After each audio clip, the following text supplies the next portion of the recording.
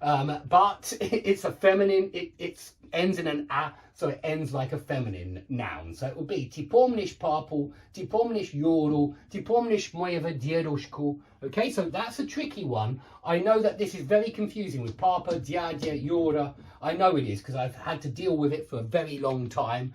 And so you have my sympathies, you really do. But just remember that those three are difficult ones and put them aside in your head as difficult exceptions because clearly they act differently than brat and sin. Yeah, it's mojeva sinna, mojeva brata in genitive case, but it's mojeva diedushku, mojeva papu in the accusative case. Yeah, and sorry, that's in the accusative. It's after a verb. It's the object of a verb.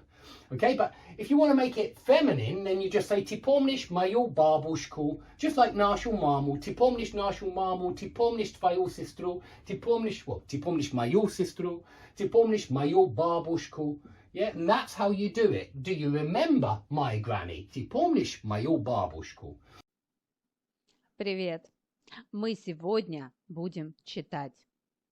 Ваш первый текст.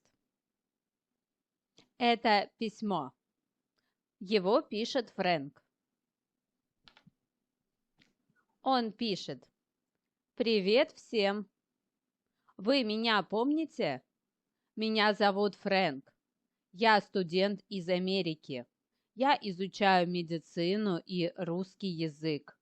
Я еще не очень хорошо говорю по-русски, но мой преподаватель говорит, что у меня есть талант. Я играю на гитаре. Это мое хобби. Еще я люблю